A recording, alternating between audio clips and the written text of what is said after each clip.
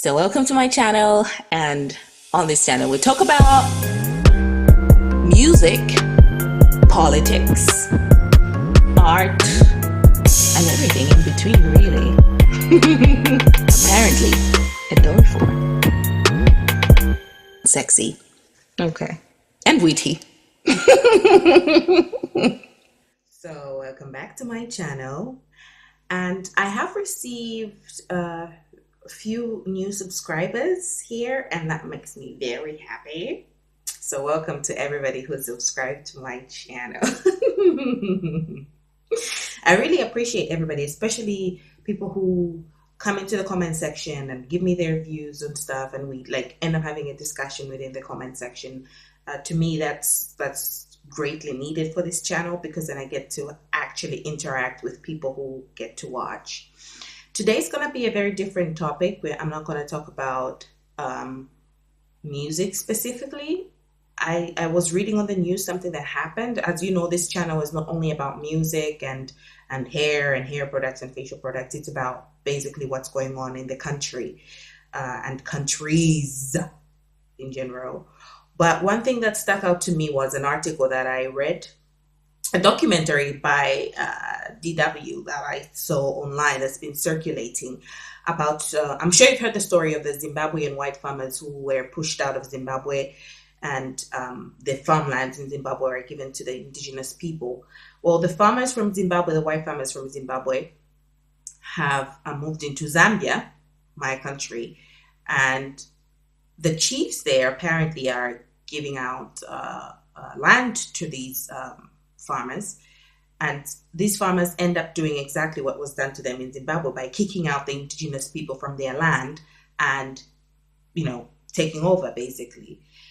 For me, I find this to be very problematic, because if first of all, the people that are to blame so much here in this case are the chiefs.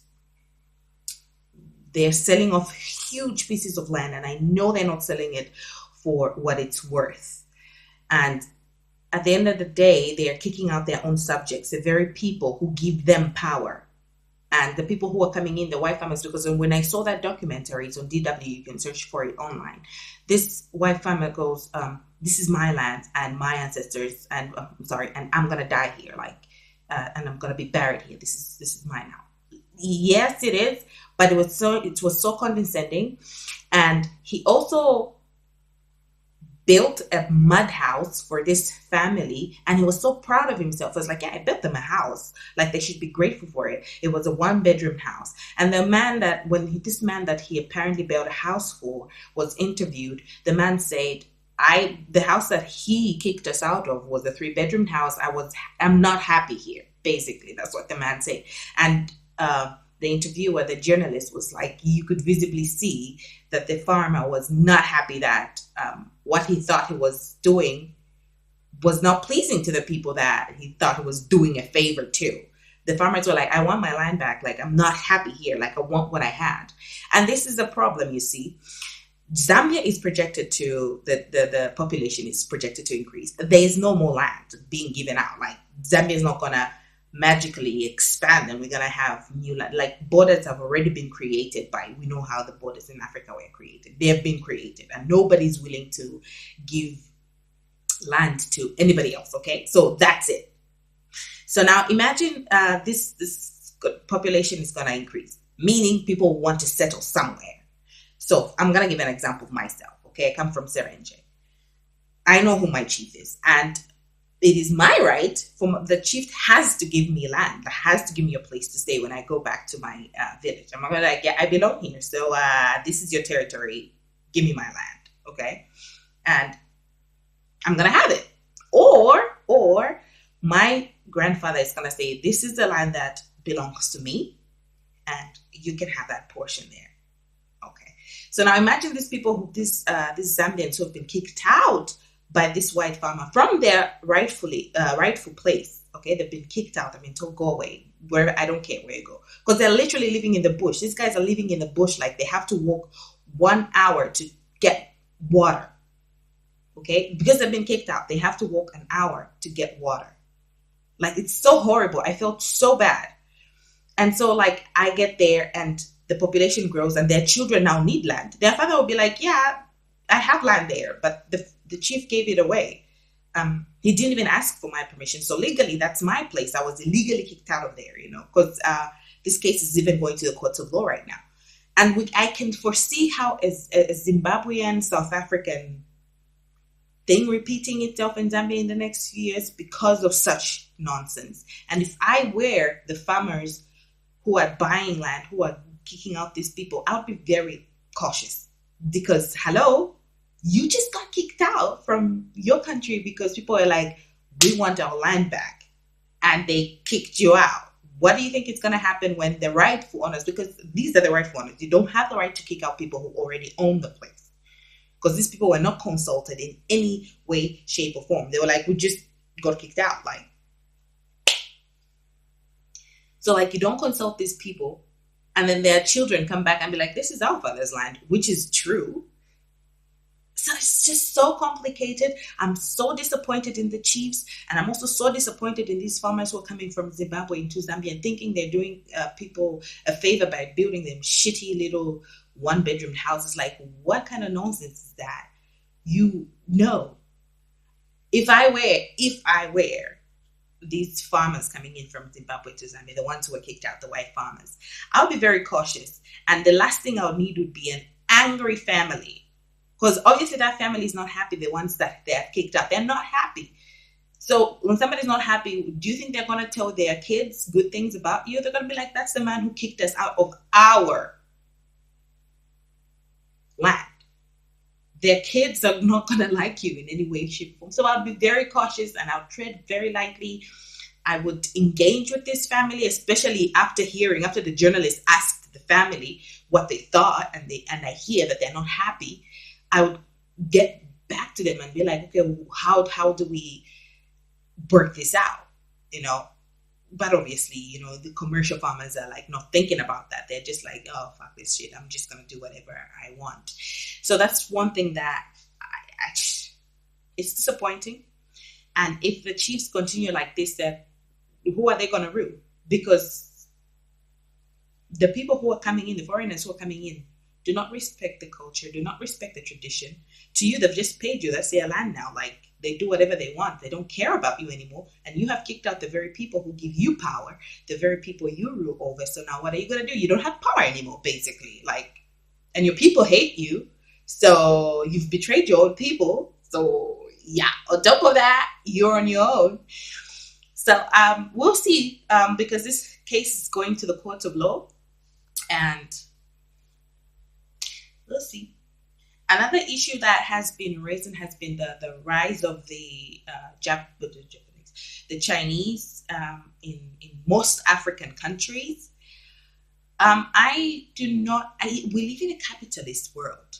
I'm of the opinion that we live in a capitalist world. So if I, as a person who's from China, can get lots of land for cheap, or can get contracts cheaply from a certain person, and I know that those products are beneficial for me, they will bring in 100% profit, why not? I would do it. So I don't blame the Chinese for literally coming into Africa and doing what they're doing, because our leaders they're not negotiating very well, I must say. And they are because we're in so much debt, we are literally being ignored. They're ignoring our rules and our laws. So many cases of the Chinese people who are, some of them anyway, who are in Zambia, who are in Africa, raping kids, molesting children, raping women, shooting people, and they're getting away with it, which is totally wrong, because this is getting people very angry, because the government is not doing anything about it, actually. And we had a video recently of this Chinese man saying, you cannot do anything to me because I'm friends with your president. You cannot do anything to me. What are you going to do?